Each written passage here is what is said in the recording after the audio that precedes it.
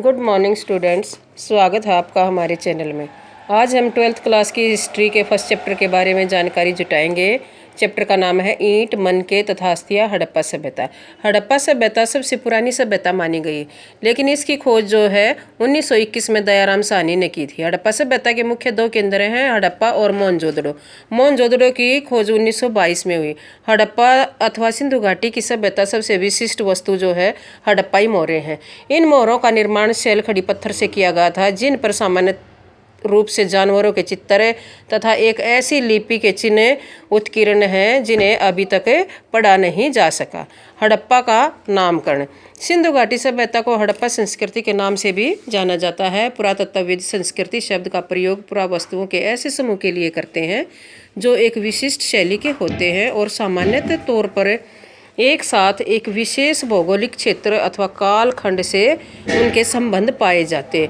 इस सभ्यता का नामकरण हड़प्पा नामक स्थान जहां इस संस्कृति का उदय हुआ था या पहली बार खोजी गई थी के नाम पर किया गया। इस सभ्यता का काल निर्धारण लगभग 2600 से लेकर के 1900 ईसा पूर्व के मध्य किया गया है।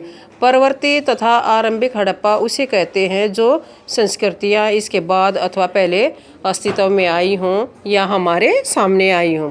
इन संस्कृतियों से हड़प्पा सभ्यता को अलग करने के लिए इसे विकसित हड़प्पा सभ्यता भी कहा गया। हड़प्पा सभ्यता का आरंभ। विकसित हड़प्पा क्षेत्र में इससे पहले भी कई संस्कृतियां जो है अस्तित्व में आई, जो अपनी विशिष्ट मृद भांड शैली से संबंधित थी। इस समय के बारे में हमें कुछ प्रमाण मिले हैं या सबूत मिले हैं या साक्ष्य मिले हैं जो कृषि, पशुपालन तथा शिल्पकारी से संबंध है। इस समय की बस्तियां सामान्यतः बहुत छोटी छोटी होती थी, सामान्यतः यानी कि मुख्यतः या मुख्य तौर पर बहुत छोटी छोटी होती थी। और हड़प्पा सभ्यता में निर्वाह के तौर तरीके। विकसित हड़प्पा सभ्यता कुछ ऐसे स्थानों पर पनपी जहाँ पहले आरंभिक हड़प्पा संस्कृतियाँ अस्तित्व में थी। इन संस्कृतियों में कई तत्व जिनमें निर्वाह के तौर तरीके शामिल थे सामने आए। यहाँ के निवासी कई प्रकार के पेड़ पौधों से वे प्राप्त उत्पाद, जानवरों के मांस, मछली खाते थे। हड़प्पा स्थलों से हमें गेहूँ, जौ, दाल, सफ़ेद चना तथा तिल के साक्ष्य या सबूत मिले हैं। बाजरे के दाने गुजरात के हड़प्पा स्थलों से प्राप्त हुए हैं। चावल के जो दाने हैं बहुत ही कम संख्या में पाए गए। हड़प्पा के स्थलों से भेड़, बकरी, भैंस, सुअर आदि की हड्डियां भी मिली हैं। कुछ प्राणी विज्ञानियों ने ऐसा माना है कि शायद ही ये सभी जानवर पालतू थे। कृषि प्रौद्योगिकी। हड़प्पा में मिले अनाज के दानों से कृषि के संकेत भी मिले हैं, परंतु वहाँ के वास्तविक कृषि विधियों के बारे में हमें स्पष्ट कोई जानकारी नहीं मिली है।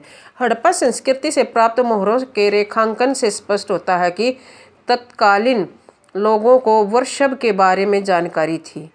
अतः इस आधार पर विद्वानों ने माना है कि हड़प्पा कालीन लोग बैलों का प्रयोग खेत जोतने के लिए करते थे। वर्षभ संस्कृत का शब्द है बेटा, ये बैलों के लिए प्रयोग किया गया है। चोलिस्तान तथा बनावली जो हरियाणा क्षेत्र में पड़ते हैं के हड़प्पा स्थलों से मिट्टी के बने हल भी मिले हैं। कालीबंगन में पुरातत्वविदों को जुते हुए खेतों के प्रमाण मिले हैं। इन खेतों में एक साथ दो फसलों के उगाए जाने का संकेत भी हमें मिलता है।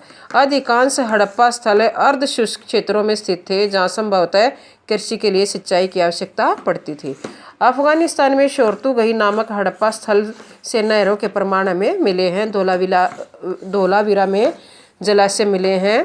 शायद इस जलाशय के द्वारा जो है खेतों में पानी दिया जाता था, तब बरसात नहीं होती थी। पुरातत्वविद जल के इन स्रोतों को सिंचाई के साधन ही मानते हैं।